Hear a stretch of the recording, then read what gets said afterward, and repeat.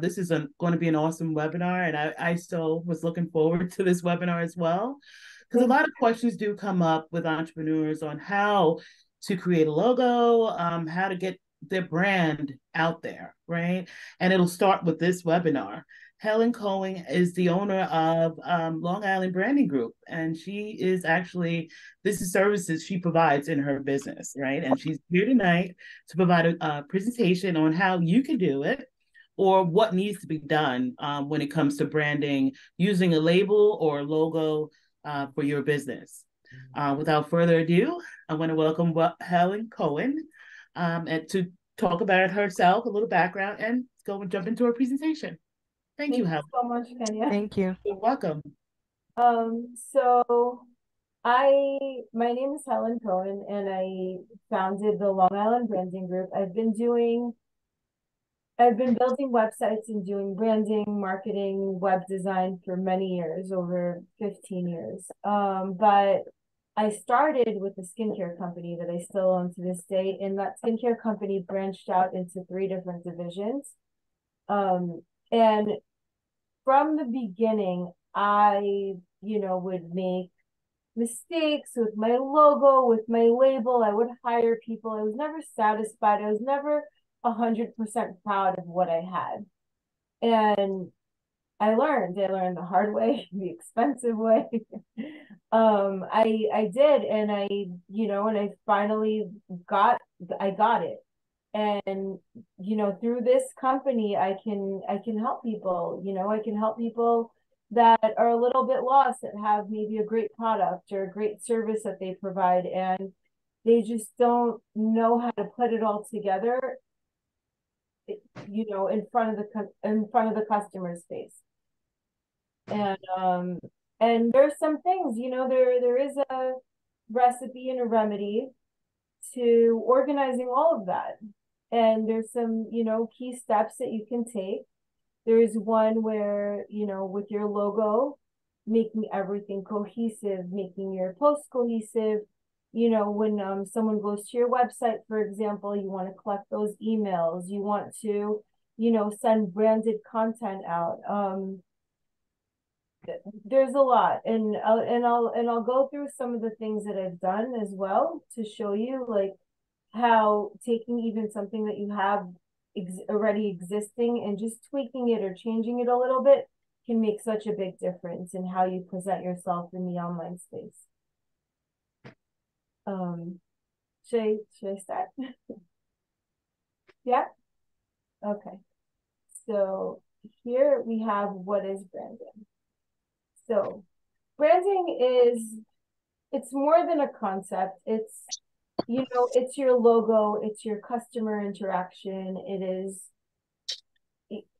is everything about your business, right? So if you have, let's say, a cream, let's take a whipped shea butter, for example, and it could be the best shea butter in the world, right? It's the yellow kind, and it's whipped and it's creamy and it's amazing and it's fresh, and it's in a jar, and that's all you have. And you don't have, the right way to show customers how amazing that is. You can do a lot of it through customer service, through your branding, through how cohesive things are, how you tell people about where your shea butter comes from, how it's manufactured, why it's so great, things like that. So definition: at its core, branding is a marketing practice. It's a symbol, there's a design, there's a combination. Let me hold on. It really helps distinguish why your company is the best at what it does.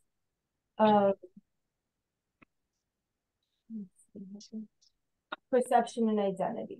So how your customers view you online. It's about the identity you want to project.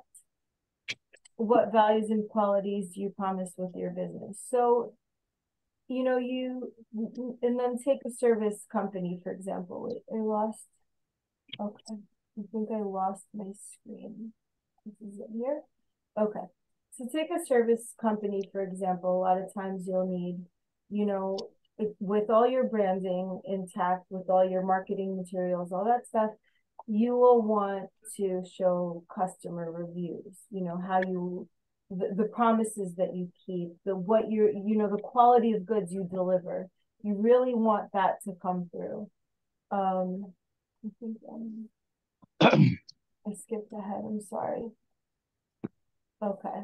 You want to build an emotional connection, because at the end of the day, no matter what we're selling, no matter what we have, it is about the customer, right? It's about a feeling. It's, if you take Nike, for example, you never see just a check mark in some information about the sneaker. They give you a feeling. They show you the sports. They show you, they're involved in many charities, many different things. Like, they put themselves out there in a way where they really become a part of the community that they're trying to sell to. So it's not just about a product. And people feel a connection to that. And when you take companies, I didn't add that one, but let's say Louis Vuitton, not one of my favorites, but Louis Vuitton, for example, they create a feeling of worth, right? So it could be just a printed canvas made in China, where you can make it anywhere. It's not even leather, but they've created a feeling that, you wear this and the worth of it. So you can create all of that when you're creating marketing materials, when you're posting on Instagram, when you're sharing things that that you're trying to sell. Consistency. Sorry. So consistency throughout everything. So if you have a Facebook page, if you have a website, if you have an Instagram page, you want everything, you want to create a strong brand identity. You want the logos to, match on everything. You want your branding on every single thing that you put out there, on everything that you create. If you guys use Canva, there's apps like Temply.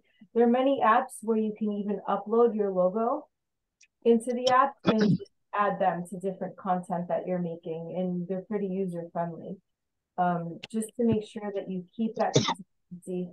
There's also typography, putting multiple fonts on the same Instagram post, for example, or on a product label, or on marketing materials, like if you're making brochures. And if you do too many fonts, if you don't have your own fonts that people identify with your brand, it's a little hard on the eye, and people don't respond as well to when you have that cohesiveness.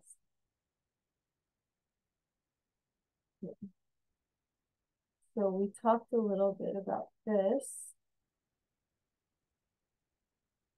Again, telling people what they can expect from your products.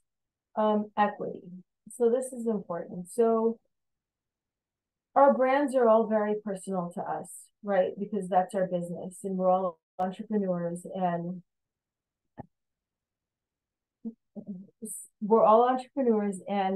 when you put, so equity in your brand is everything that you've spent on your brand. It could be, your marketing materials, your office, all of it, right? Trademarking, everything that sets you apart, that solidifies that this brand is yours. If you build your company the right way, you're building equity in your own company, so you'll be able to sell it. There's going to be, there's an exit strategy there. That's something I'd like to talk about, to go into a little bit more in branding strategy.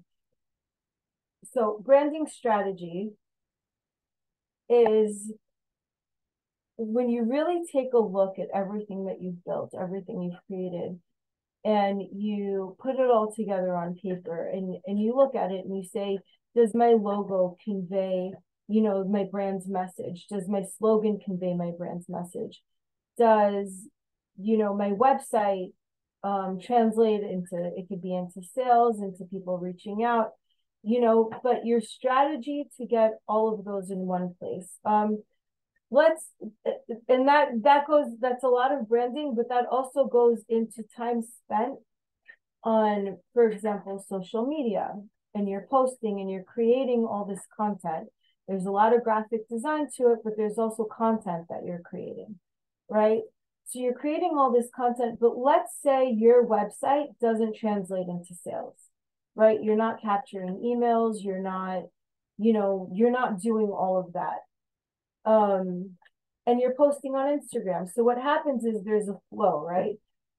So you're on Instagram, you're posting, you're putting energy out, you're showing, I have this, I have that, I did that last weekend.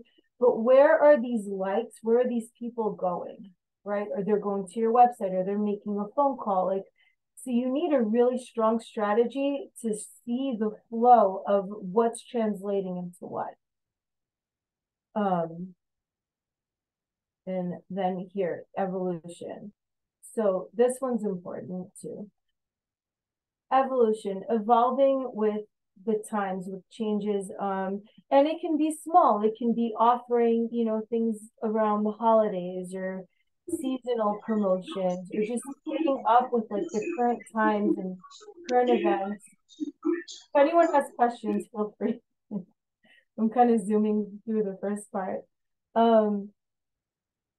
So evolution is really important, being able to evolve with like the changing markets and what your customers are looking for.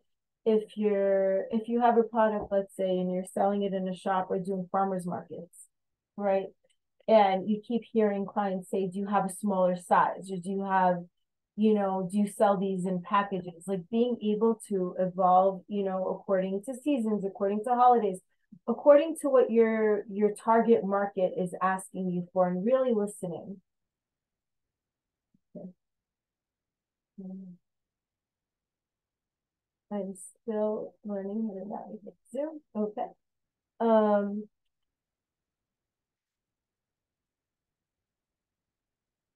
Okay, so this one,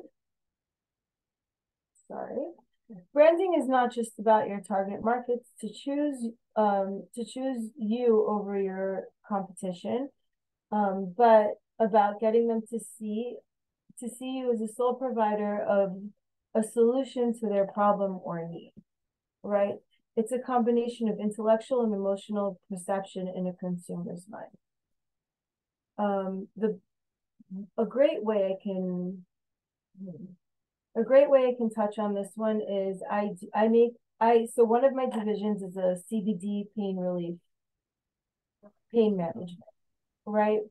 So I have this product, and it started out with me working for a nurse. I did private label for her, and I just fell in love with I didn't even believe in CBD, but I fell in love with what it can do for people. And I found a real area where I can solve a problem naturally, holistically.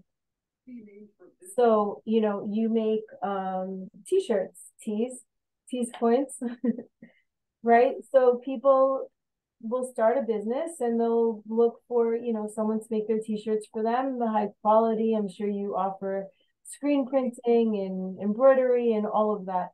So, finding a solution for a problem and seeing where your product or your service fits into your target market.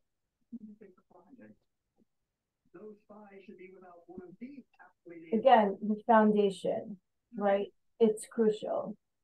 Once you have a lot of these things going for you, when you have your logo, when you have your marketing materials, when you have all of your ducks in a row, it's very easy then to focus on the client, to send your message out, to say, this is me. And every time they see you, every time they see a post from you, they'll remember it. They'll know it. They'll know, I'm using Tees Points again. I'm going to Tees Points for my t-shirts. I feel like I'm going to be visiting you soon.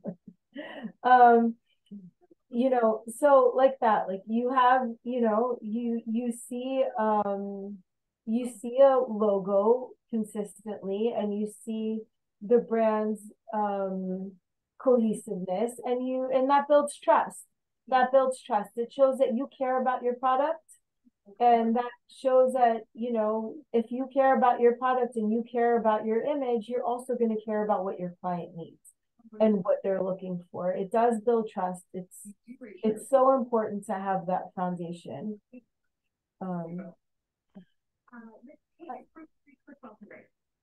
This liquid part of the blood derives its name from the Greek for something molded or formed. So again, it's more than just the logo. Okay.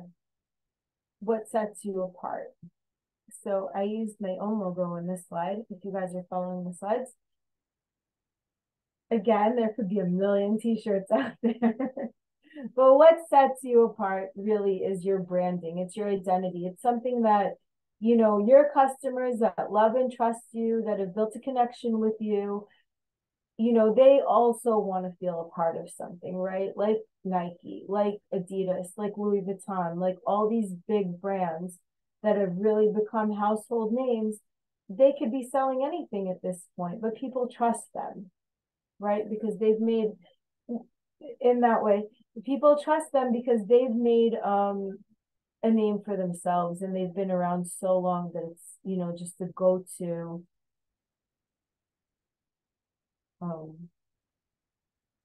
okay, more of that, and then there's more of this, recognizable logos. There's, you know, again, there are a lot of iconic logos out there, and if you take a look at them, McDonald's does have its name there, but these don't even have a name. I think the Nike logo, it cost them $35 to have that made. That one was very inexpensive. The Apple one was a lot more. But again, they've made, because of their branding and because of their cohesiveness, Apple with its packaging, with its, you know, its sleek design, people know that that's what you're getting when you get Apple, right? From the boxes to the whole look and feel is very, you know, minimalist and clean, and they associate all of that with that brand.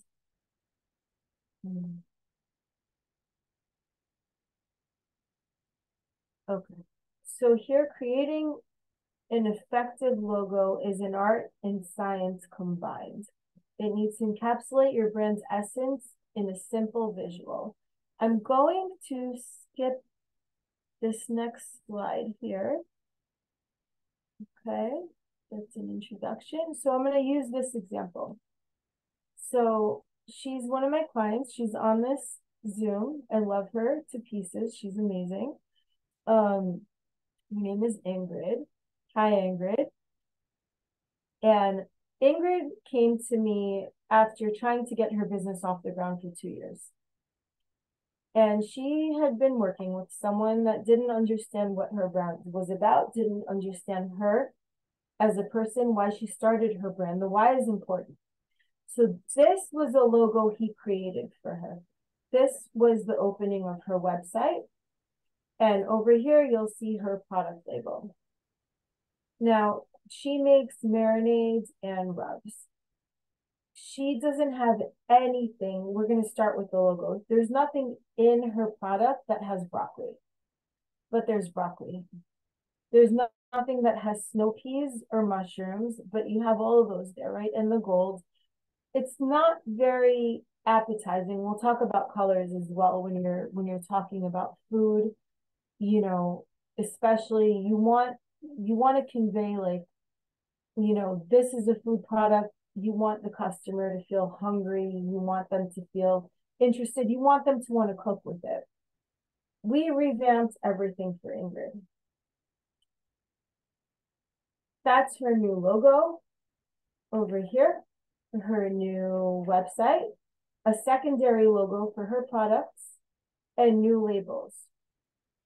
So if you see the difference between the two, one is a lot more cohesive. It stands out. The stories on her website page, first thing, when you go to her website, you can click, there's an email capture. She'll get all those emails. She'll be able to market and brand her products, you know, to everyone that even just goes to visit her site. Here's another one, another logo example. You see, so wait, with this one, it's also the colors. There's red, there's vegetables that she's actually using in her marinades. Yeah, and her labels, they all have barcodes. They're just all very professional. Here's another one. So she came to me, and she's an educator. She does a mentorship program for teachers to train, to mentor teachers that have to mentor teachers how to train new teachers that are required by New York State to have 30 hours of mentorship. So she came to me with this logo and she wanted me to design a website for her. And then she showed me these slides. This was going to be her big presentation. And I said no. These were Google documents. They were not cohesive. They had just a generic light bulbs. It wasn't her own. So we went ahead. I'll go to this slide right now. I'm on slide 26. So these are her new slides. This is her website. And this is slide 25. This is her new logo. And if you see, I took elements. If you look at her old slides, she wanted the lights. She wanted it to be very much like an idea of bright light, but she didn't know how to translate that into graphic design and visually. So I took the light concept, and if you see on top of the educator care that you see, you have some of the lights, you have some of that playfulness, and you have a lot of the cohesive colors. In her slides, we have more of that. So in all the elements that we added, I added a lot of that same, that same feel to make everything cohesive, to make everything match. Most of this was done with Canva. Oh, I'm skipping ahead, sorry. So there's that. This is before. And again, this is after. Now, there's also, I don't know how many of you here have your own service-based business, right? And that's very much personal. It's personal branding. So you might also do graphic design. You might, do anything from insurance, you name it, whatever business you have. If it's you and you're the face of your business, you're going to want your own good personal branding. You're going to want to fix your LinkedIn, your Facebook. You're going to want to show, even if you own a company, you want to show, I'm the owner of this company, and you want to look good online. So this is my friend, Kristen. Kristen is a broker. She has done a lot in her life. She's been in this industry for 25 years, roughly.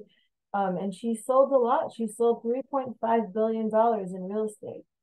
But this LinkedIn doesn't show that, right? And that was her LinkedIn. I'm going to skip to the next one. So Kristen and I had a long talk about everything that she's accomplished. We made her a logo. She sold real estate from the 5 boroughs, New York City, to all the way to the Hamptons. We added up everything she's done. We changed her picture. We branded her. We made her look better on the internet. This could go for personal branding. It can go for products. It could go for anything. But just to show you, she's amazing, right? I'm back on slide 27. She's amazing. She's accomplished so much. Just like a product can be amazing and, work wonders. If you don't show that, people aren't going to know. So how you show up online makes all the difference. Here. So you can, think of business cards, brochures. They're not just information. They're an extension of your brand. Everything you put out there should be cohesive. I couldn't really share examples because the examples that I would have shared would have, shown companies that I kind of like, but in a bad light because they're not doing the right thing. But if you guys scroll through Instagram and go to some of your favorite companies now that we've touched on these, you will see the ones that really show up in a way where everything is matched with their logos and their story. Consistency, again, it's definitely key. Every element, your typography, and then colors. Colors evoke emotion.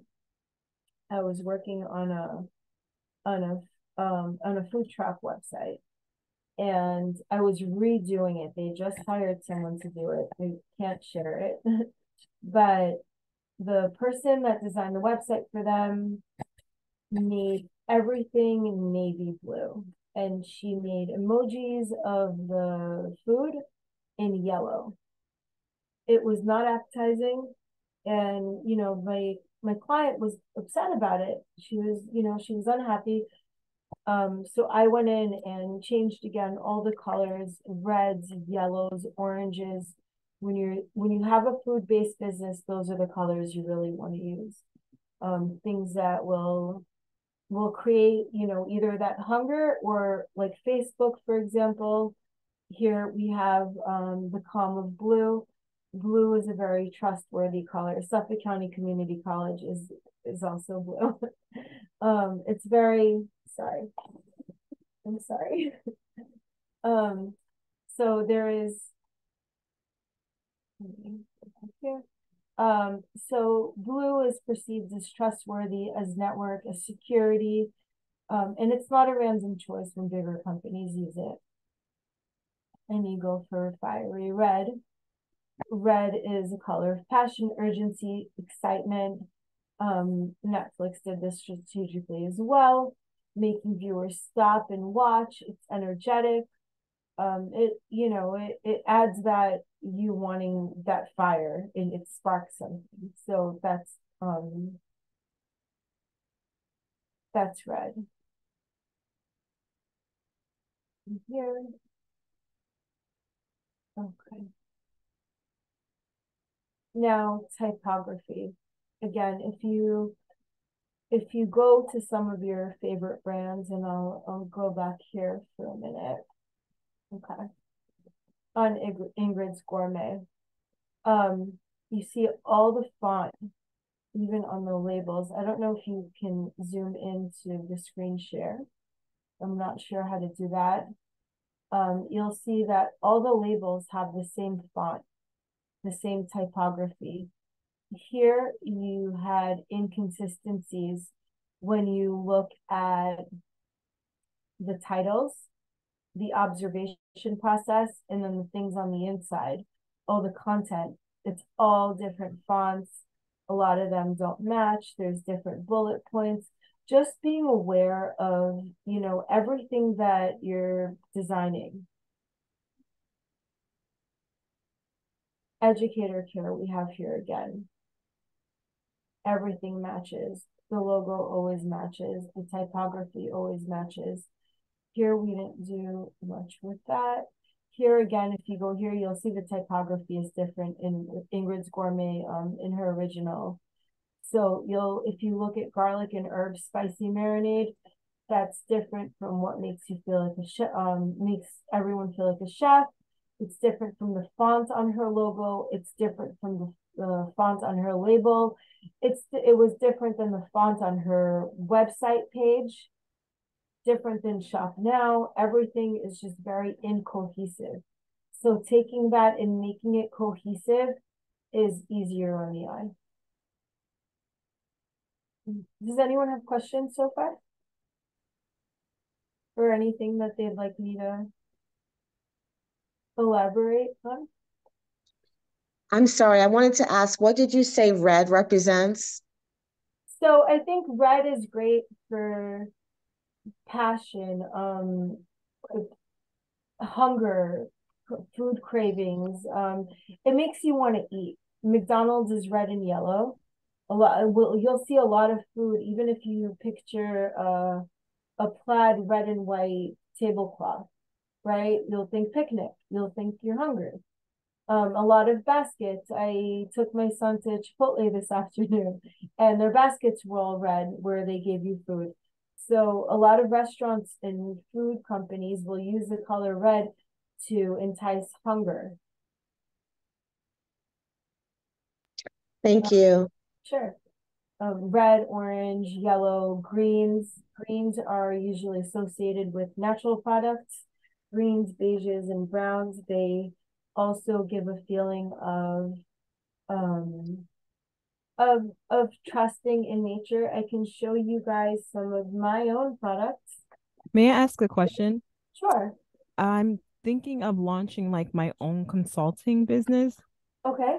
with just like the expertise of like my background.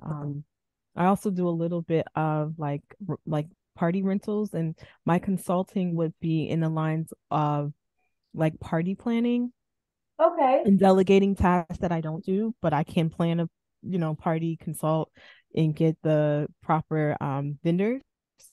But I don't know how I should structure my website because it's going to encompass so much. Like, I'm going to be able to um I guess use different vendors for the items that I can't provide. What colors would you say use? I know you said blue is like trustworthy, but what would It's you trustworthy, but you're envision? thinking about parties, right? So parties should be exciting and fun and It's not exclusive to parties though. It's not okay. just like my consulting could be like because I also have like my real estate license, but I do so much, but I want to have like a website that you can like I don't know. I want to create a website that kind of encompass all of that, but not being all over the place. No. I'm a superhero at doing that. So being an entrepreneur, a lot of us are very creative and Right. we're creative, we're driven, and we have many ideas, not one. And so it may seem like you have a lot of things going on, Right. but it's very common for entrepreneurs to be able to do more than one thing. I would start with you can have a consulting based website. You can have Hmm. a branded website Right. that is about you, like who Hmm. you are.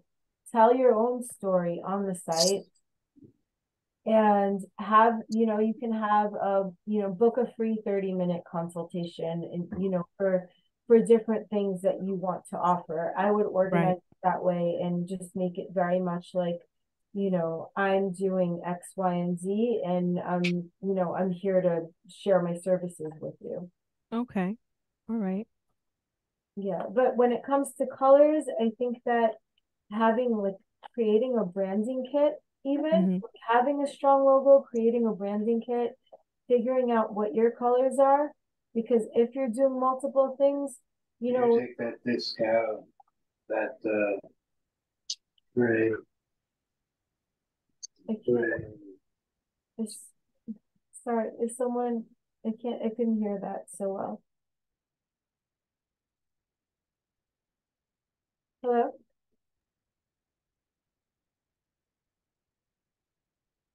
I can't hear you. They're I mute said, now. Oh, oh, yeah. okay. Oh, I said it wasn't me. I'm not sure who that was. Oh, okay.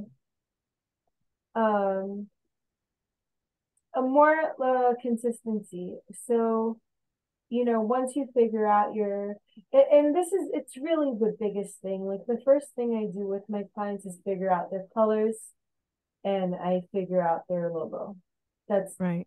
number one. Once you have that, you can use that on so many different platforms in so many different ways.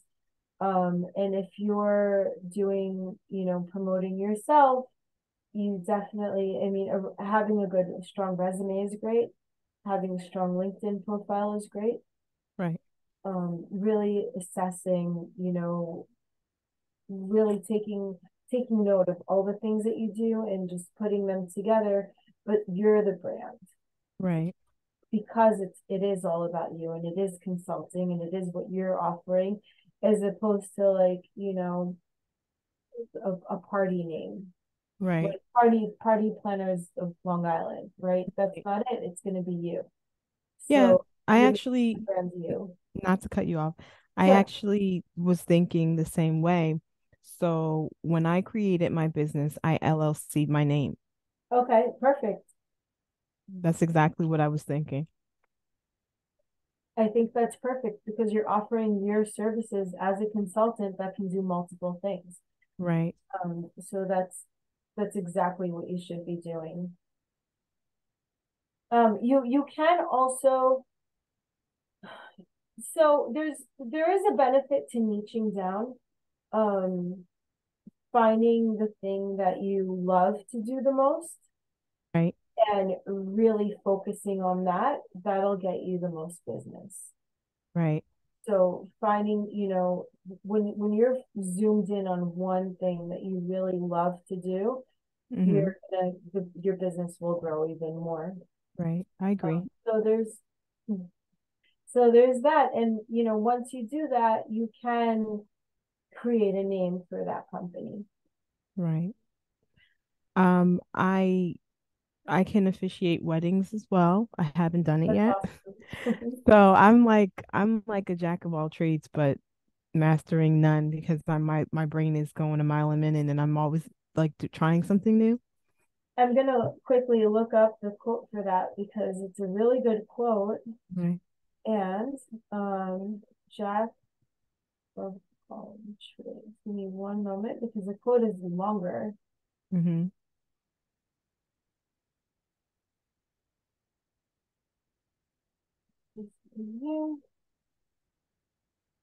A jack of all trades is a master of none, but oftentimes better than a master of one. So it's a good thing to be a jack of all trades. Right. Yeah.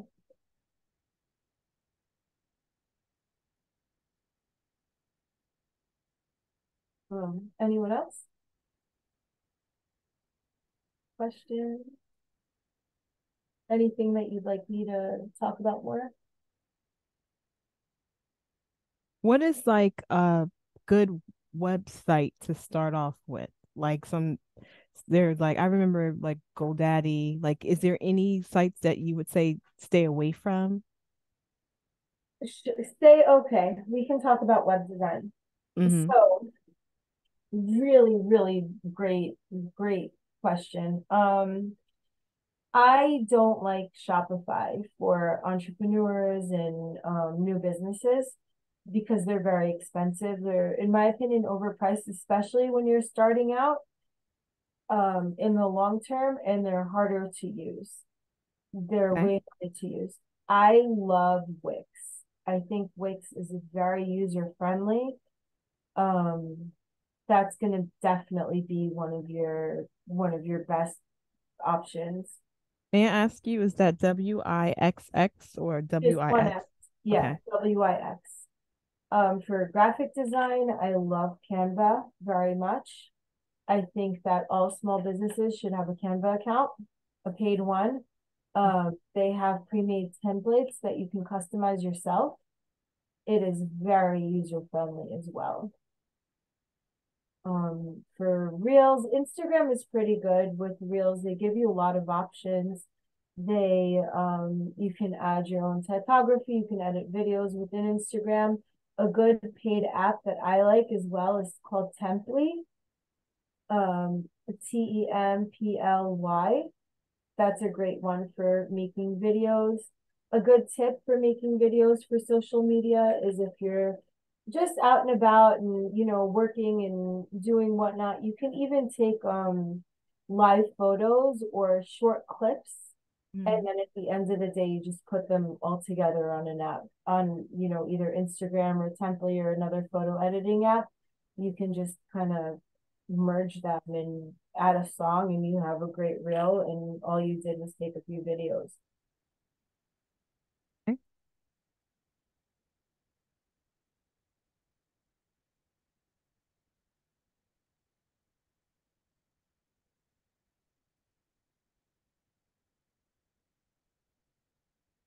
Anyone else? Questions?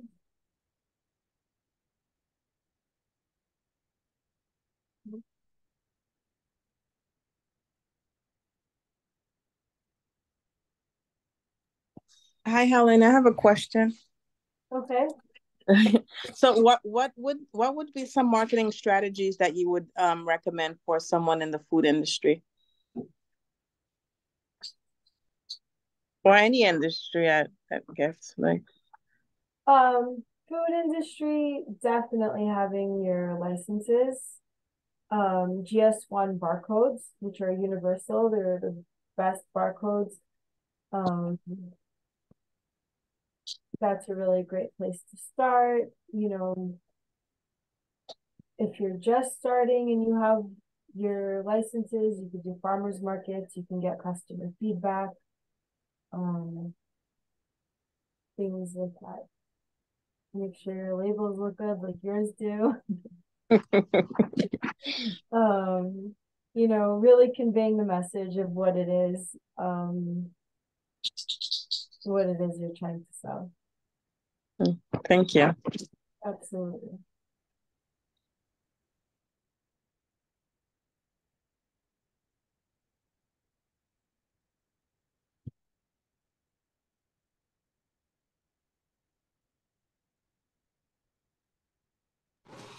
Can you tell me why you like Wix so much to use? I like using Wix very much because they have a lot of different apps you can manage. So you can manage all your contacts, you can do email marketing, you can manage your finances that you've made through your website from Wix. They accept so many different payment options. They're very user friendly. They have some pre-made templates that you can edit yourself.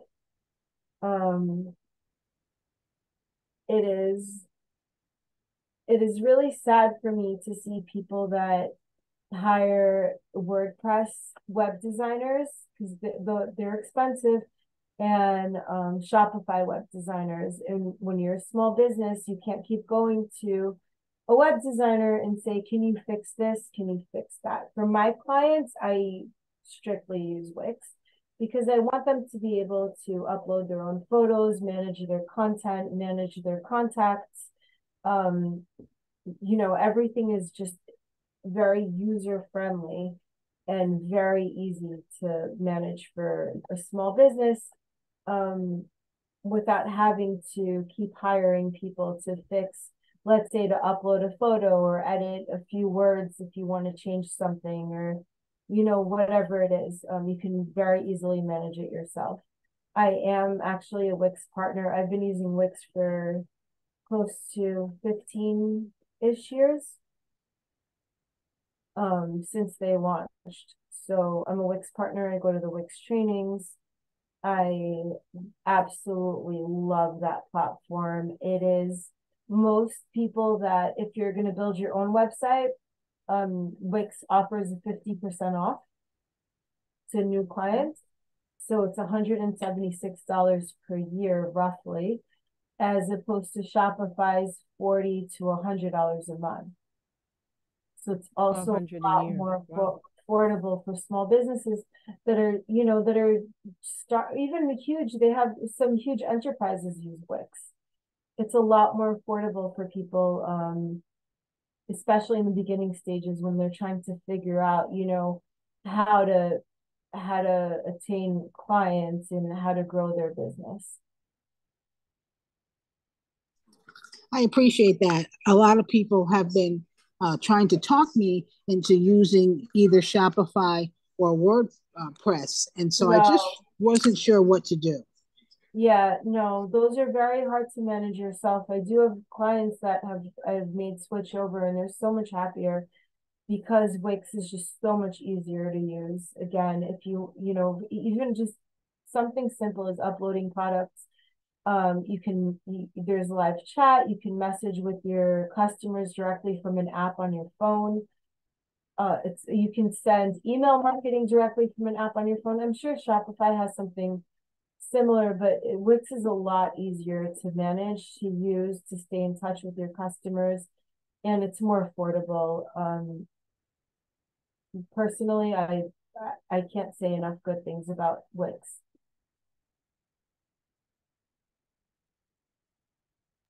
Thanks. Sure.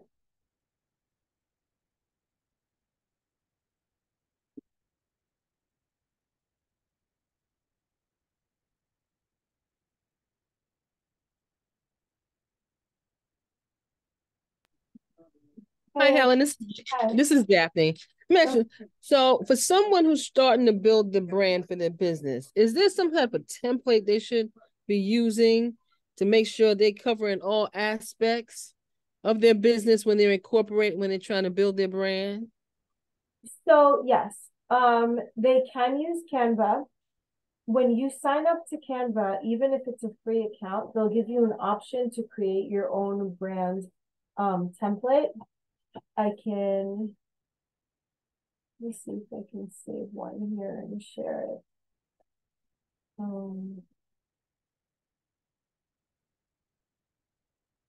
Okay. If you guys can go to another screen and open up Canva, if you want to do this little exercise with me. On your left-hand side, you'll see something called templates. And you can create, I don't know if I can share the internet with Zoom. Someone can answer that question. I would show you what I'm doing if I could. Okay. So you can create your own templates, you can create your own branding kits. So there's templates and then there's brands, and you can just add your brand, create your colors, add your logo, and you can use that throughout all the designs that you make. It'll just be there in your brand kit. Canva is so great for small businesses. For all business, I use it so much for my own business, for everything that I do. It's just so user-friendly as well. Once you get the hang of it, nothing can stop you. It's really a great tool to have. I do encourage people to get the paid version. It's about $20 a month if you're going to be putting out a lot of content. It just gives you more access to the pro, where you get photos, where you just have access to everything that they have to offer. So it's really great.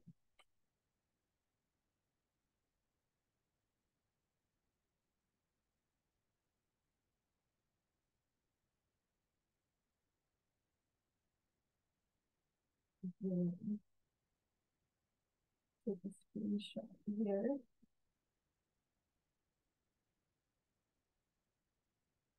Download. Let's see.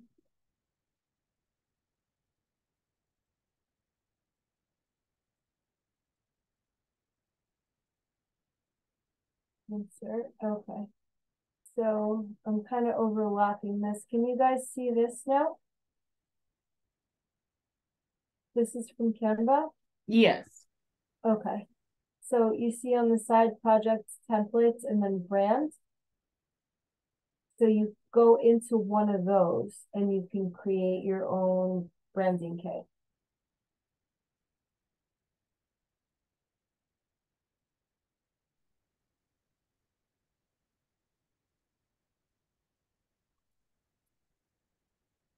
Congratulations. Thank you. Hi.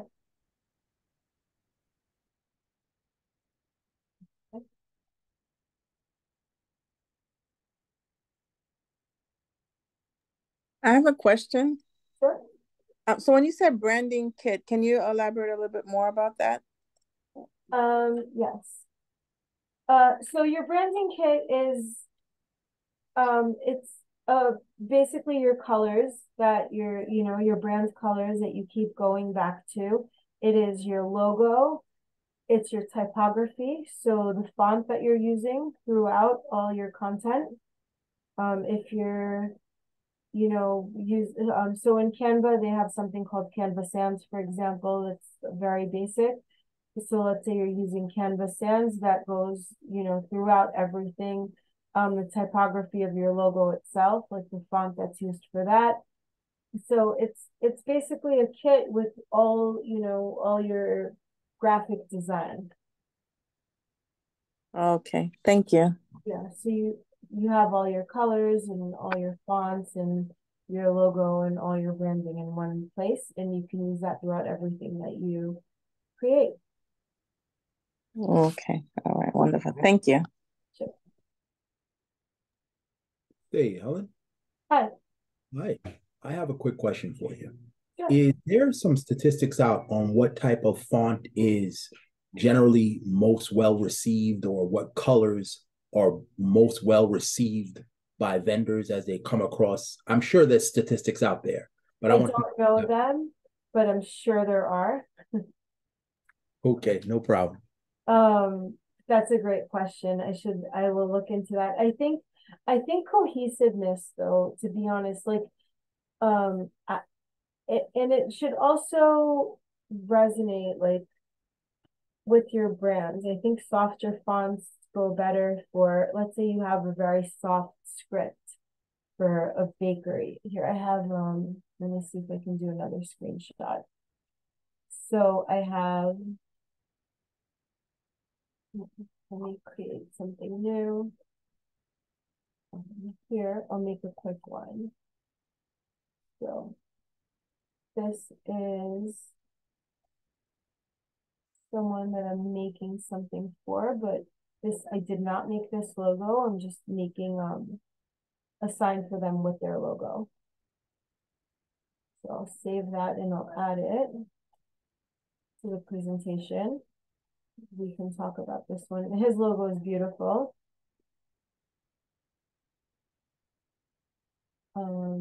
Here is this.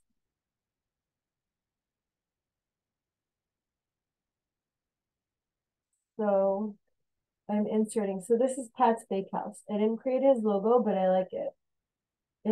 And he makes baked goods, right? Everything is all natural and organic, delicious, you know, pastries, and he also does catering.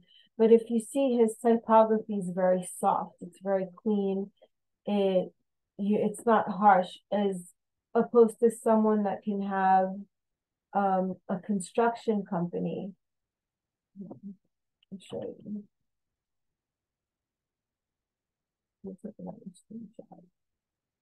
A lot of times, I'm just going to use one from Canva. Okay. Download. We can go here and insert.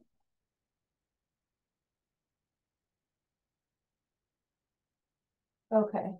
Now you see this, it's a heavier font. It's a lot more masculine, and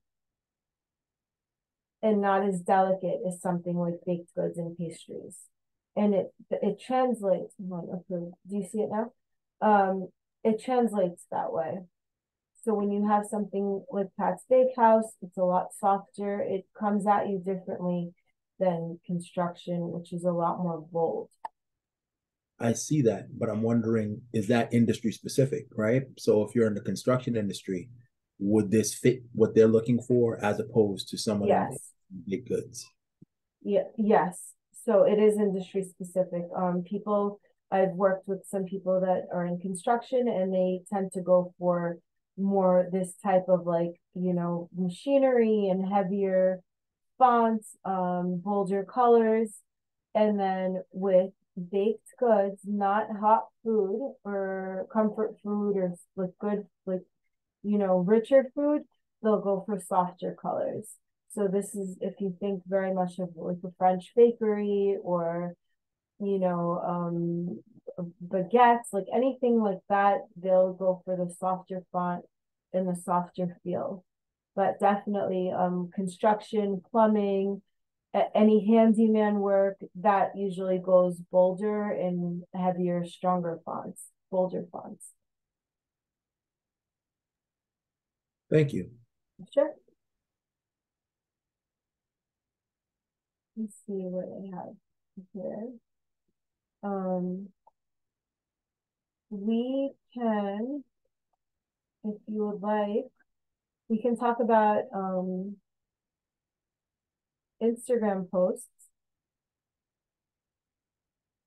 kind of fitting everything into one space. Let me go back here and save something for you.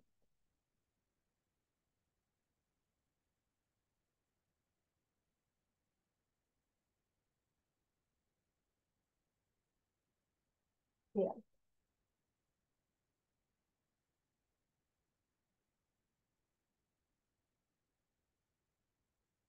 So she wanted, wait, I have that. And then I have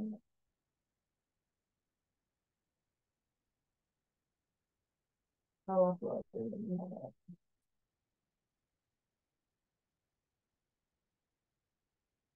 picture.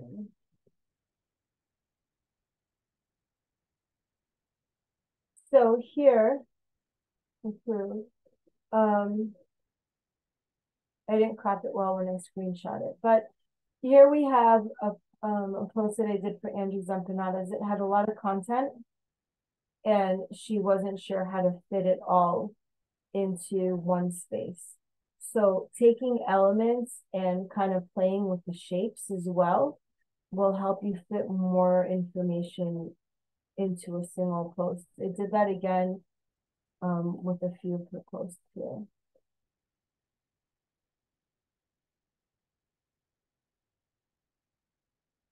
There should be another one. This one has a lot of content as well.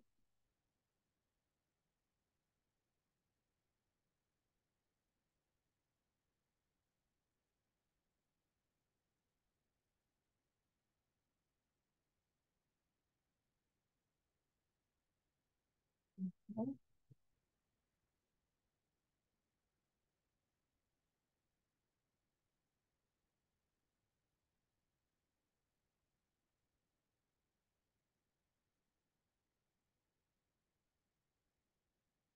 I'm just downloading it to show you.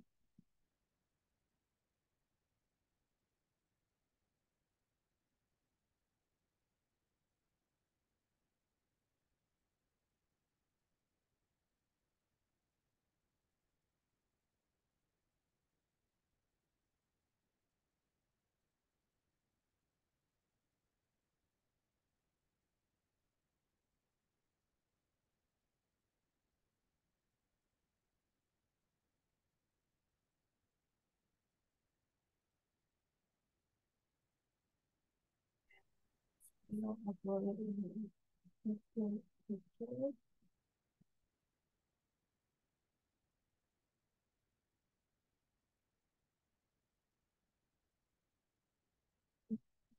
This we made a post of this, but we also did it for a flyer for a postcard. Let me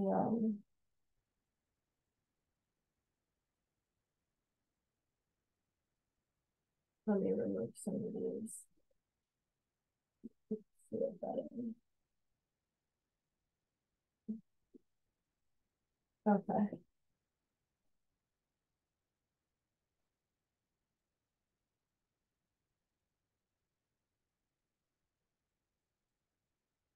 Okay. You see all that information fit into 4x6 cards back and front. You see again how for them I do play with shapes often because they have so much information. It's an easy way to fit everything into a post.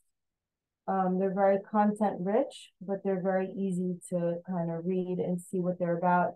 You have everything that they offer. You can book their food truck. They can, cater your event. You have their phone number, their email, their branding, their QR code, some food pictures. They sell coquitos, so you have that on there. That's wrapped. You see that gold leaf? Sorry. So I wrapped that around because it's award winning. So you want to put that element in there. And then what they offer, some of the food that they offer. We specialize in Latin cuisine. There's a lot of real estate, so to speak, on the card that's utilized. There isn't a lot of white empty space, but everything works and everything kind of flows. When they're on the front of the card, that's content, a little bit to get their taste buds going. You have the orange that, does make you kind of hungry, similar to red. You have the yellow to make the food truck pop. And then on the other side, you're taking that, but then you're telling them, it's more of a menu of what they can order. So this card was made for them to give to office buildings. They do catering. They do have a food truck. and they want bigger accounts. They want to do more catering services for these offices and for parties and stuff like that. So they wanted a card that had a lot of information, that wasn't just a piece of paper or a brochure that would be thrown out, but so it's a harder cardstock, and it's just something, you know, easy to always find.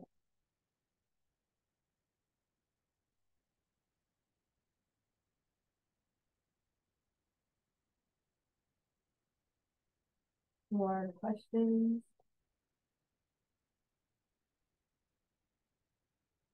Hi. Hi. Um, can we talk a little bit about sales? How we can generate sales in this economy right now when everything is very slow to generate more sales. It could be from Google to all the way to social media. Because right now Should I use your company everybody as an needs sales. example? So you want me to Say it use your, again? you want me to use like your type of company as an example? Sure. Okay. So every company is going to need t-shirts, right? Mm-hmm. So generating sales, a great way to do that is to build trust, to get reviews, get your customers to leave you Google reviews, word of mouth. Well, That's wonderful. Even posting and sharing your reviews. If you're doing printing, a really cool way to do that is take videos, do Instagram reels, add music, take videos of all your jobs. If you're manufacturing them, I would definitely take videos, show people the process. For me, for example, one of my lines is a CBD company. How I've built trust is having the purest form of CBD that's available in my product. So it's CO2 extracted, it stands apart. So as soon as you take what you have and show people how it stands apart, how it's better, oh, that's what it's mean. Show people how it's, you know, how it's better, how it's different than what everyone else is offering. You can do discount sales, you know, promotions like buy 30 shirts, get 5 free, or 2, or however your business model works. But people do love that. When people go to your website, you definitely, I can't stress this enough, you need an email capture to get those. Even if they're not clients, you need to be able to promote and market your product to people that have visited your site. And, you know, Instagram can be used the same way. You can offer them, you know, 5% off, 10% off. If they sign up to your monthly newsletter once a month, you can just talk about, you know, why why your t-shirts made a difference in somebody's business, or share pictures of what you created for different companies. You know, meet the people that are partnering up with us, stuff like that. Like, you can make it fun and interactive, and people like to get stuff for free. So definitely offer, you know, offers. Offers are a great way, but you need the emails to market to them.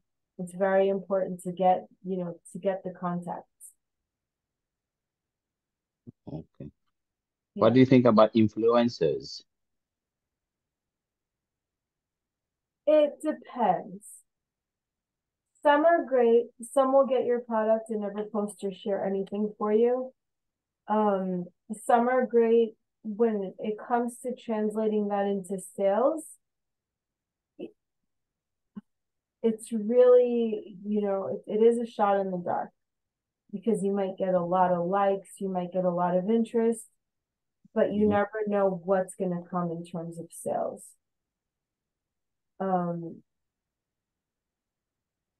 More than influencers.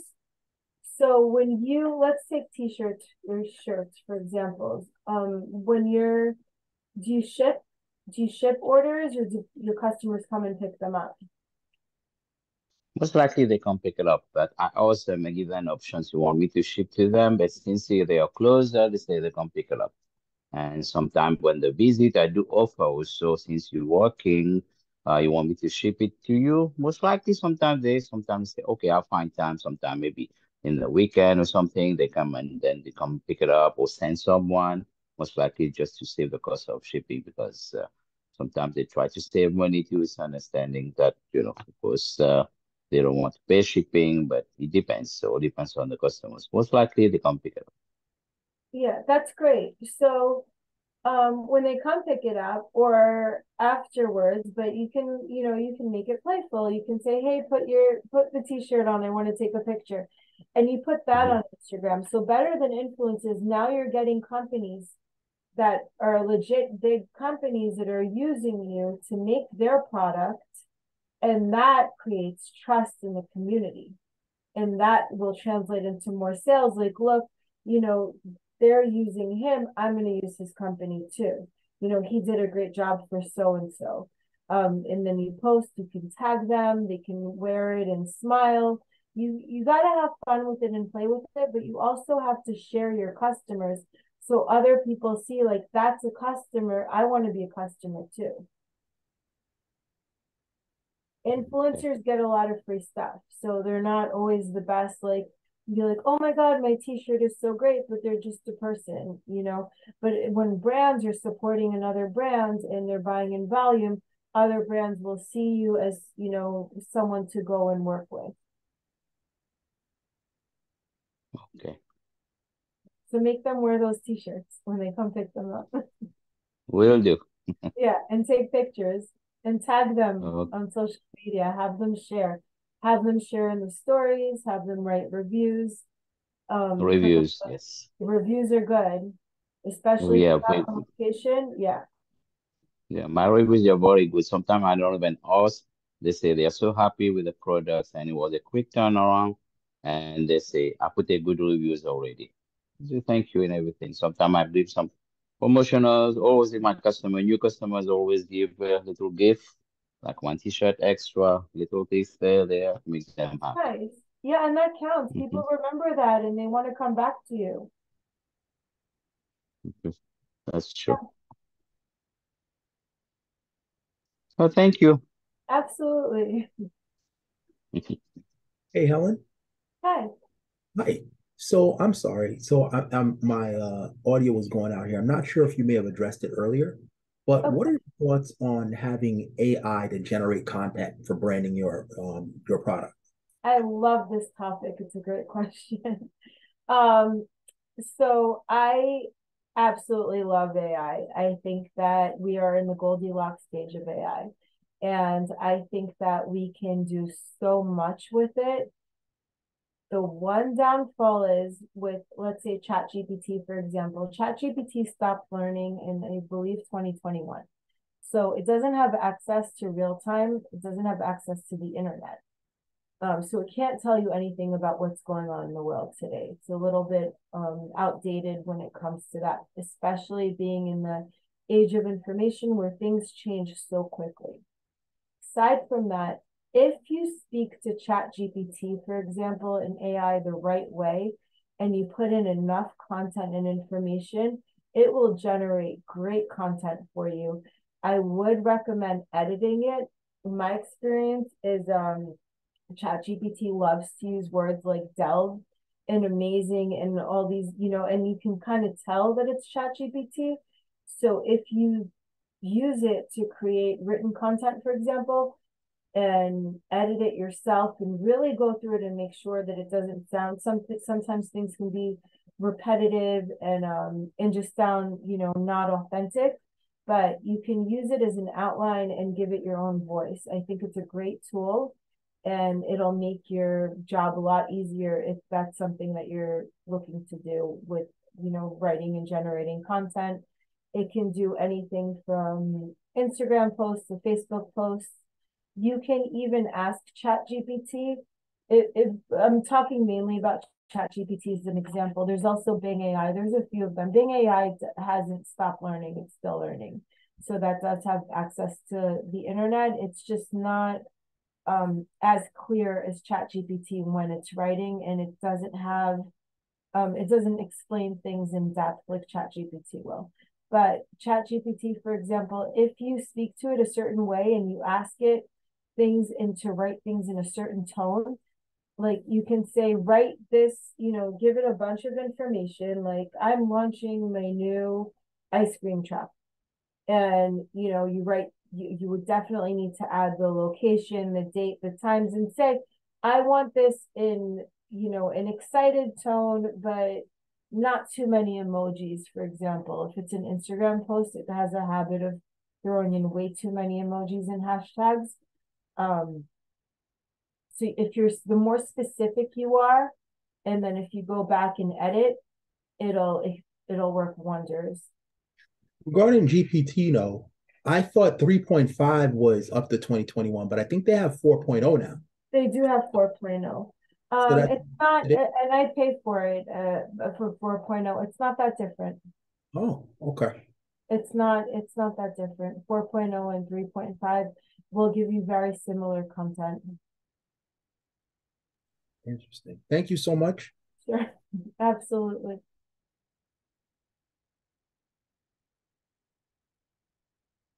Oh, I want to talk about AI generated photos are just not there yet.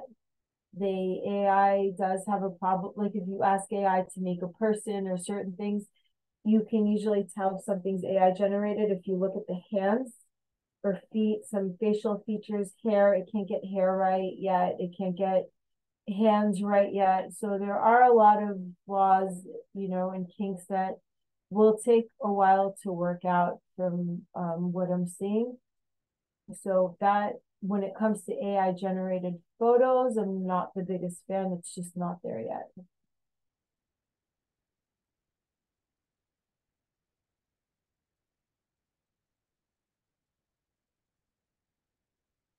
More questions?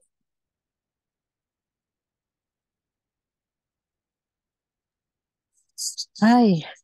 Hi. My name is Gerlin. How I can use Instagram to promote my business, please? Okay. What is your business? I got so many different, but for now I got a vending machine, and I got yes. Okay. And I just start spicy, fresh spicy.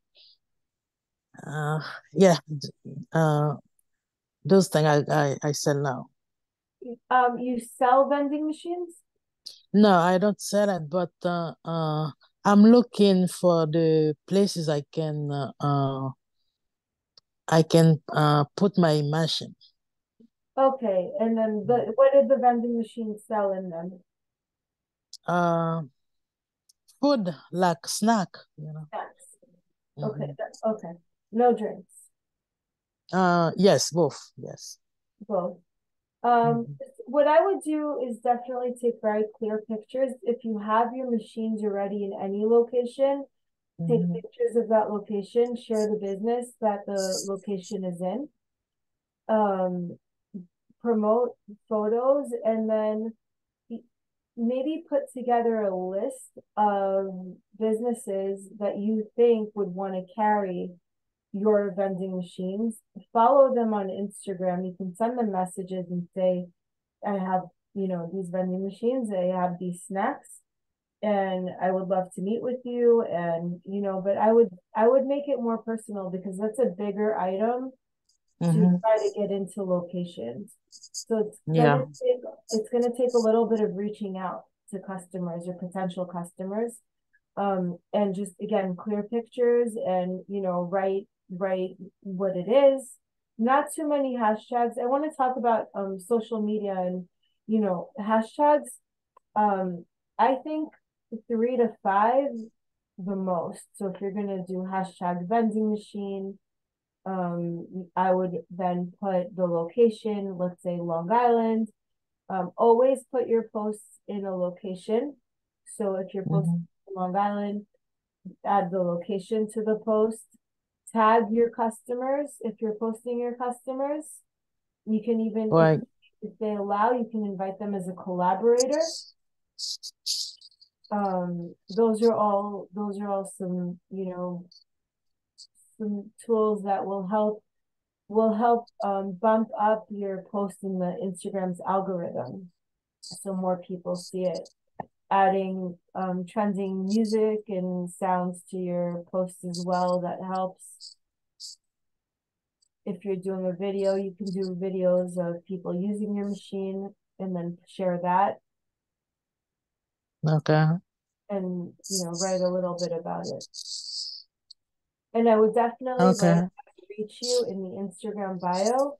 You can add your website, you can add your email address, your phone number, if you have a business phone number that you would like to use. Add your contact information in the Instagram, in your profile, in your bio. So people can reach Okay. out if interested. Yes. Yes. Right. Right. Okay. Thank you very much. Helen, when you're taking pictures of your products, shouldn't there be a certain spec or dimensions, or just a little bit more to the picture than just snapping a photo, right? Because not all pictures translate. Absolutely. Yes.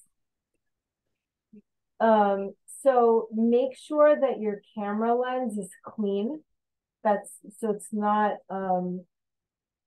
not dull looking or dark. Make sure you have good lighting. Good lighting is great. I can show you, I have a lot of different size lights. Ring lights are amazing. So I have a ring light on my desk. It illuminates. If you don't have a ring light, sunlight is great. The sunlight should be hitting your face or the product. Again, this is a ring light. They sell them on Amazon in all different sizes. They're really great to have. So that's good. For Instagram, there are different dimensions. You can even take your photo. If you take a photo and you want to add your logo to it, you can get Canva, you can download the app, you can create an Instagram post. You can go right into the search and say you want to create an Instagram post. Add your photo to the post, you can add your logo, and that'll put it in the exact correct dimension. You can also take photos directly from Instagram. Instagram has a lot of filters and tools. You can edit your photo, you can crop your photo, you can go into the different settings and make the resolution a little bit clearer. In edit, you can add filters. Some of the filters are not great. They're better for the videos and reels. But the photo filters, they make the photos look a little bit outdated. So your best bet is taking a clear photo and good lighting. When it comes to product, I think the minimalist approach is usually the best because it shows things very clearly. I can go here and show you an example of that. I just need to download it and save it and upload it into the PowerPoint presentation. Let's see here. I have some saved. Let me insert. So I do all my own product photography. And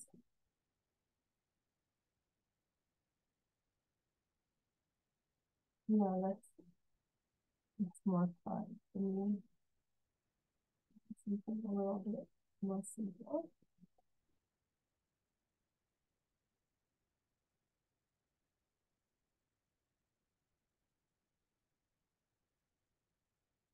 All right, this is a post they did for the 4th of July. See that? Shopper holiday sale. I have some of the colors, American colors, and I have that also in the photo. So it all stays very cohesive, but you can see the photo clearly. I actually took this at the beach. While I was working at an event, and there was when it was at the beach. So it was kind of slow that day, and I was playing and taking pictures, but you can see it's very clear. You can see that it's full spectrum. You can see my logo.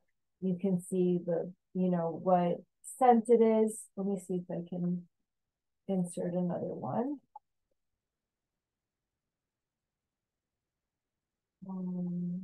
Can I ask you a question about that one? Sure. Is that in a mock-up frame? Yes. And because when I do things, sometimes it will cut the top of the top of the picture off. How do you prevent that from happening when you use that kind of a frame? Do you use Canva? I do. Yeah, that's what I'm asking. Yeah, so Canva has frames. If you double click, let me go back here. Hold on. Let me see if I can. Let me see if I can find that one and edit it and take a screenshot to show you. If you double click on it, you'll see the edges of it and you can move it around.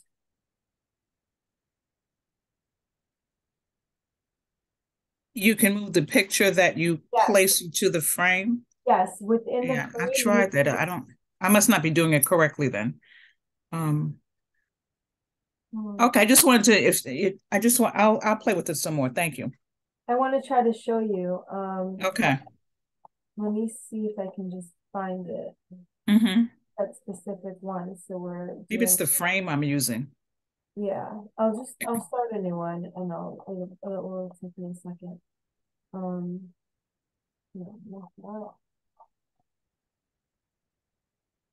I have about 2,000 projects open here. I'm sorry. So the picture you have there's a woman in a circle. Is she in a mock-up frame, or was that the circle and then you just dropped the picture in? It was one of the covers when you were scrolling on your through your different projects. Okay, so you can see my Canva? Okay. There was a woman with an orange circle around her, orange and white circle, probably in that second or third column. I don't see it.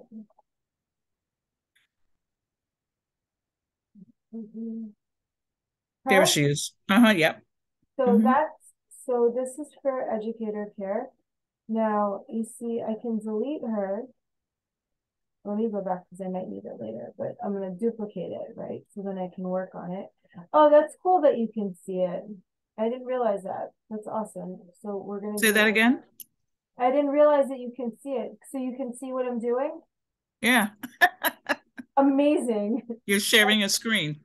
Yeah, that's amazing. Okay, so we're going to get rid of all of this. Now, elements, we're going to go to frames.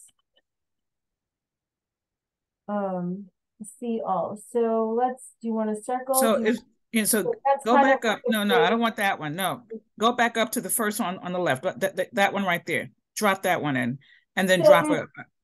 Right.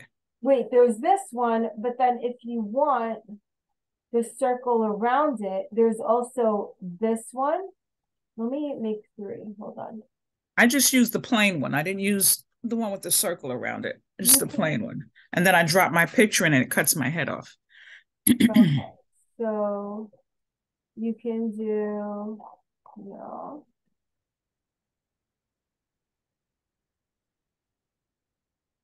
okay, this one, and then we're gonna get rid of that one. You see, you can do a thin one, a thick one, or that one. Okay. And then I will go into here. Let's go into photos. So let's take. So does it matter if it's one of their templates or because I've uploaded my picture? No, it doesn't matter which one? It doesn't matter. So okay, I'm sorry. This is becoming a Canva lesson now. I'm sorry, guys. Yeah, no, I actually love it. I would have done the whole thing in a Canva lesson.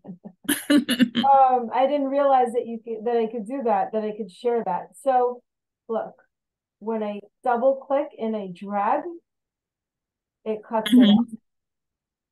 Then I can I see what you and shrink it back. You need to make sure that your photo has space over here, like on top. Okay.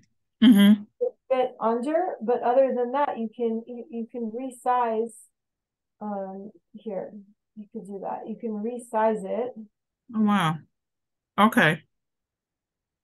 That's great to know. Yeah, and then these you can change that to any color. You can even do something like that. She has no background, so I removed the background of her photo. Mm-hmm. And then I put her in, but I can do any background here, and I can also do different backgrounds The here. gradient, yeah. Okay. Different, yeah. I have a question. Sure. There was when you chose LinkedIn for a realtor. Yes. There was the little circle where you usually put the logo. It was her picture. And on the LinkedIn page that you show, her picture, it wasn't only the head. It was like, it allowed you to have a good size picture. How did you do that? Because I put my picture on that little circle and it's tiny.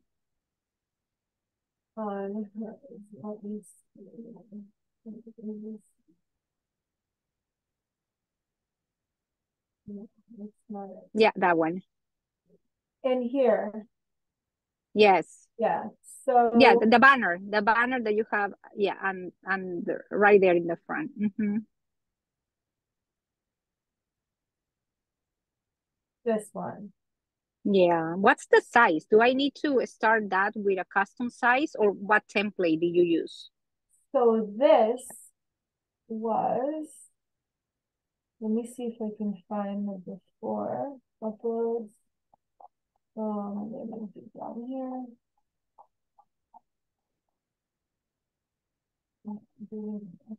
Far.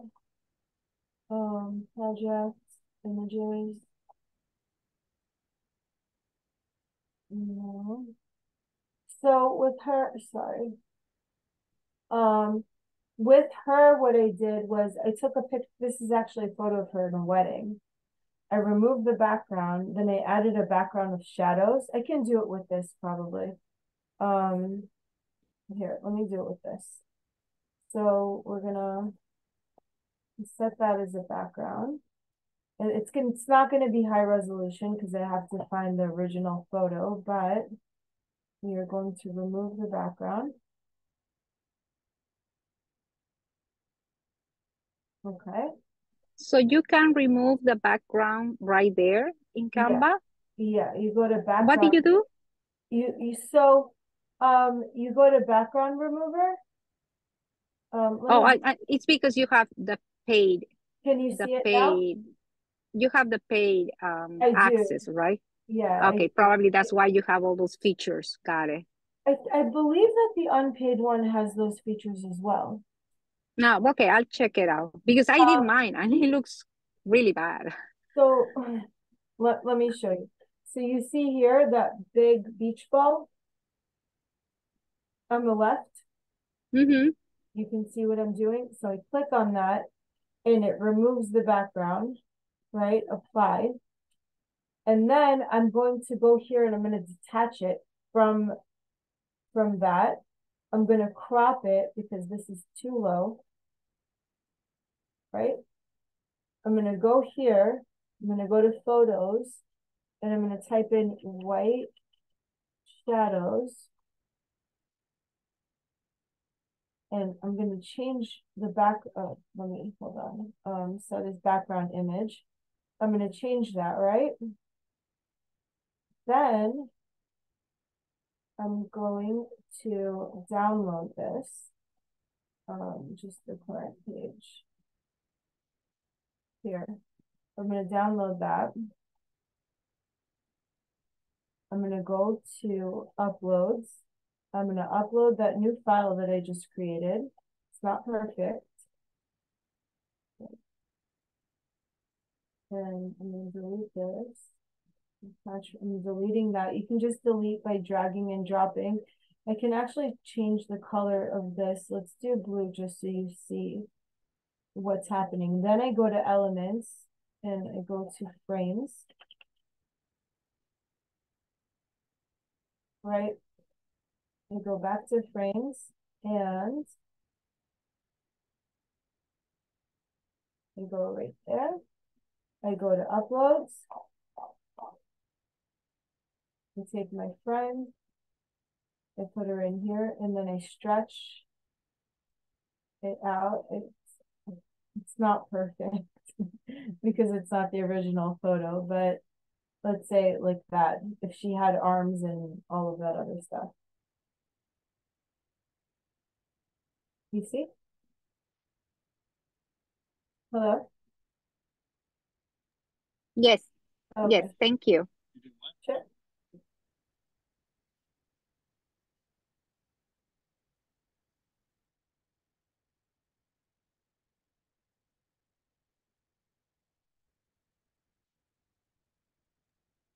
Hi, Helen. I have a quick question. Sure.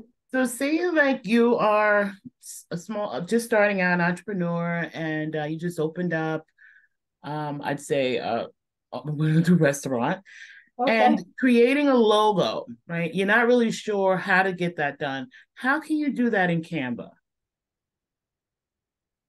So we go, do you want to pick a food style or what kind of food? Hello? I'm sorry. What kind of food? Soul food. Soul food, okay. Mhm. So, right here. So you go to food logo. You have all these different options to customize. You do need, a lot of them are pro, and it'll say, like the nicer ones are pro version. But, and they're not, you know, you can customize them to a point. They're not going to be perfect. But you can get a good enough. Let's take, what's a good one? Do you want a name for the restaurant? No, I was just using that as an example.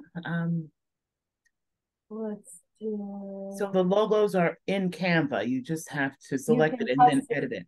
Yeah, you can customize a lot of them. You can do food, you can do again, construction, you can do legal, chef,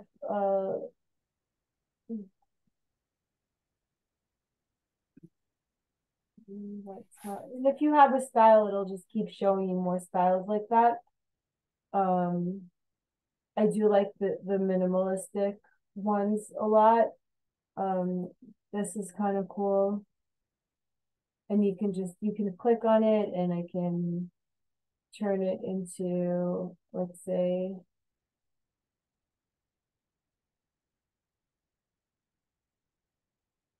Helen's Kitchen. And if I want to change the colors, you can do that. That's awesome. You can also do this. We can add that. Now I would probably do Helen's Kitchen. That kitchen.com. And then I would maybe, well, I can't bold it out in this font, right? So here, so I want to add this, but I don't want it to blend in with the top, right? I want to make it a little bit bolder to match here, so to keep that cohesiveness. But I can't bold it out. It's not giving me that option. In this case, I would select both. Wait. Let me move them down. Okay. I would select both and change the font of both, again, to stay cohesive. You see that? And then, I mean, I don't know if I love this font, but, and then I would really, I don't know. Now I'm getting picky about the restaurant that I don't actually have. Okay. So you can kind of center it. Oh, okay. Thank you. There was a hand raised. Yeah. Dawn?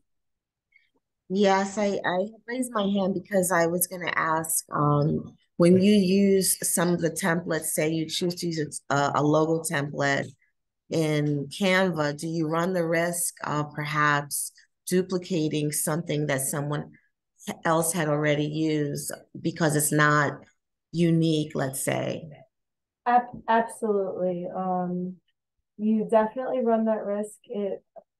It depends. So with this, I think this is very generic. If I were to remove, hold on. So let's delete that, right? Now I kind of want a restaurant. I don't like that either. Let's try it this time. So better food, better mood. This over here, I would definitely change to something else. A different slogan for sure, because that you can tell comes from Canva. It came with the logo. So I wouldn't keep the slogan that whatever Canva gives you, put your own. Helen's Kitchen, and then I can like that. We'll go, hold on. We'll go, I'd probably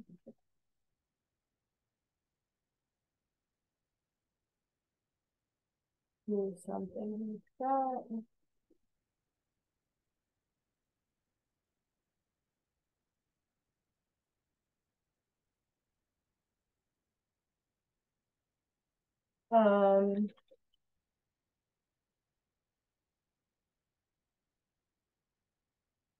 Let's say clean. Let's say clean, organic, delicious. Not the greatest slogan, but it's different, you know, and it drives a point across. And you see now I changed the letters to green because it gives it more of an organic feel. And then here we can go to elements. So natural. Graphics, I don't really want anything too cartoony. So I'm gonna go to a plant outline or flower, maybe flower outline. Yeah, or we can do herbs actually. So let's do herbs.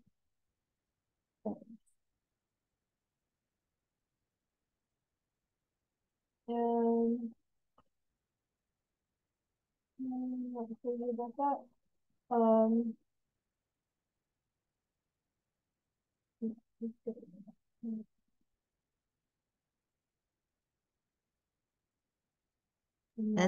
That's pretty neat, Helen. I'm just playing around. I don't know that this would be my final logo for my restaurant, but well, you could do that. You can, let me see if I find like a better. Oh, this is cute. It's simple. Do a little green there.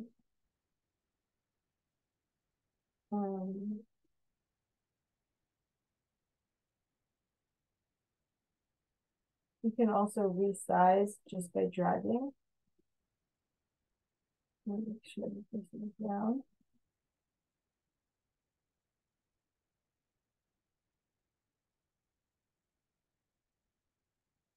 So I took that and I, you know, played with it until it became my own.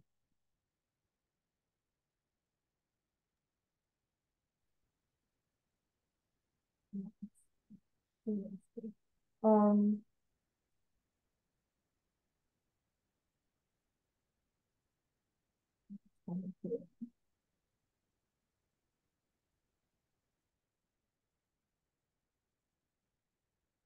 Push things around, resize them. Working right.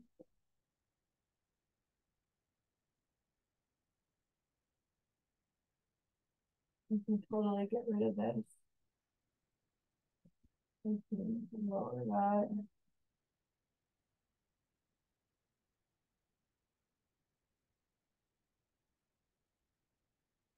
changes the entire look of it.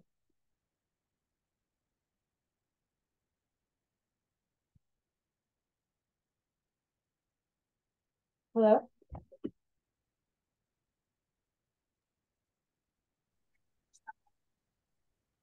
Helen? Yeah. Can I ask something very quick? Sure. Oh, when you're done with that. I'm sorry. No, I thought you were done. I'm just playing. I'm just playing. Okay. Okay. I was gonna ask you one thing though. I don't know if that's possible. Do you mind taking a quick look at my logo and just tell me what would you change to make it look better? I know you can't do anything, but what would be your recommendation so it looks professional? I can give you my website and my logo will be right there. Oh, okay. What's your website? AHA, AHA, AHA digitalservices.com. AHA what? Digitalservices.com.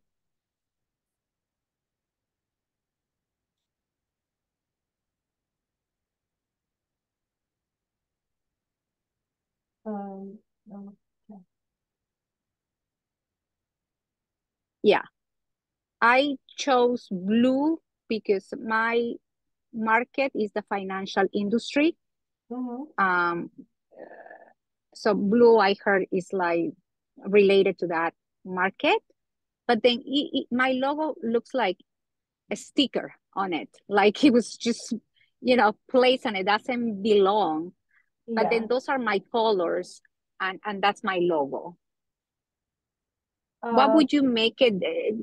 How can I make it look like professional? You can use Canva. You can find a different light bulb and different. But why would you change? I would definitely change the font, the light bulb. I would put it all on a solid color or no background in higher resolution. And on the website, I would change the colors. I would definitely change the colors. So if I do a no background, because I also consider that, then the no background means like I wouldn't see the blue color behind the fonts.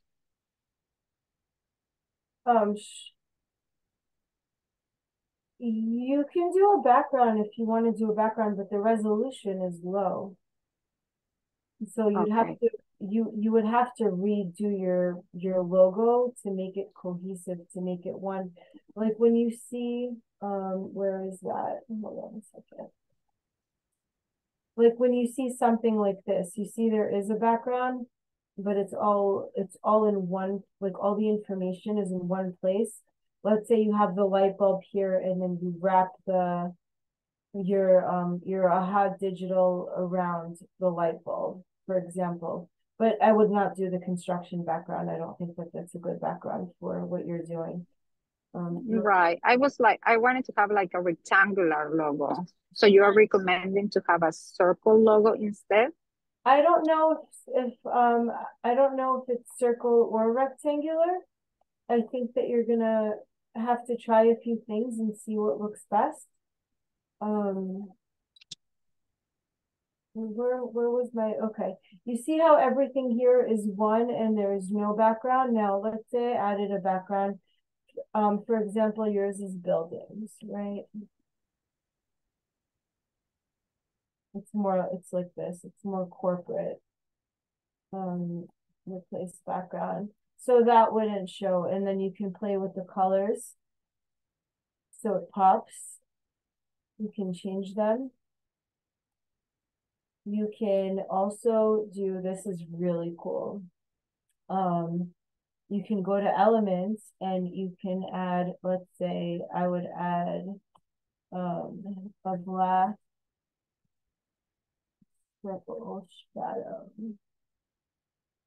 Black shadow would show up as well. Okay, so if you want something to pop and it's not showing up, right? So I'm going to make this bigger. And I'm going to send it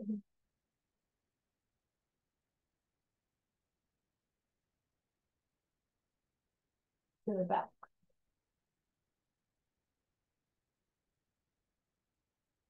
And then I can kind of play with it to make whatever I want to pop the most. I can even make it way bigger.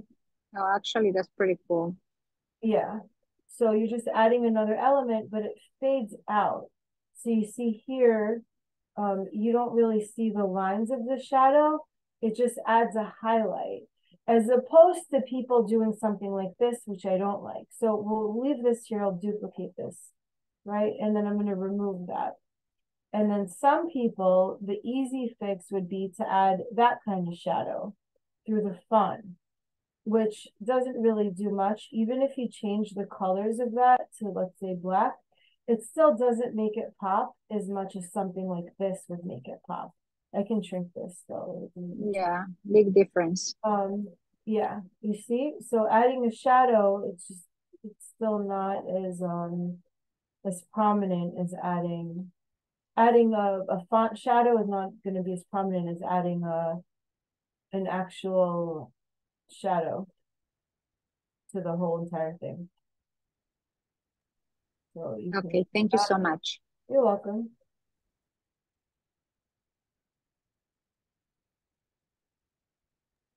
So I hate to be the bearer. So we have run past our time. Okay. Before we end, we're going to take a moment to, answer any other last minute questions. Feel free to raise your hands or, unmute. This has been a great presentation and a lot of good information, right? Thank you so much for everything. Yes, you're so welcome. And we'll have you back on the next webinar. I believe that is on the 5th, October 5th. Okay. Yep. So you guys look out for the registration links to join us on that webinar as well.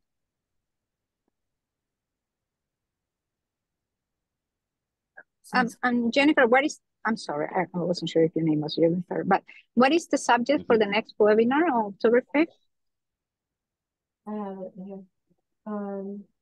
So next week, it's going to be a continuation of this, but I will give you a little bit about the outline. If you give me a moment.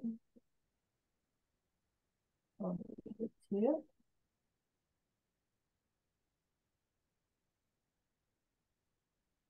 Okay.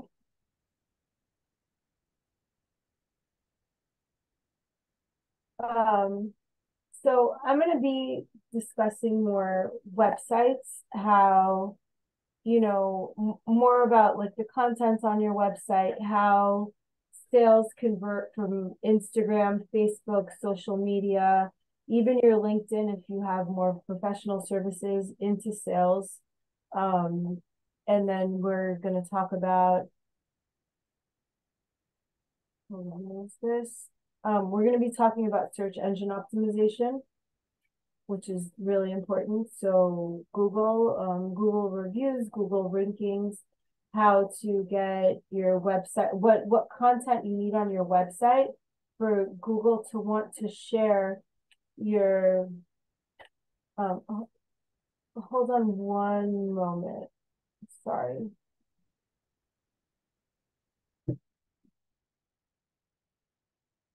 Okay. Okay. So we're going to be talking about the content on our websites and what Google likes, right? Because I love using Tees Points because you're on Long Island and you have a service and you make t-shirts that everybody needs. So let's say your company, right? In order for you to rank the best, your website should have words like you manufacture in Brentwood. That helps it come up locally. So we're going to talk about, people looking for things in your area and how the content on your website promotes where you are with your search engine optimization. And then over here, we have how social media platforms work hand in hand, and just more about your online presence and how all of that, converts into sales. How to get your customer from point A to making a purchase. and finding. Perfect. Thank you. Sure. Yeah, that's going to be another good one. Thank you. Thank you so much.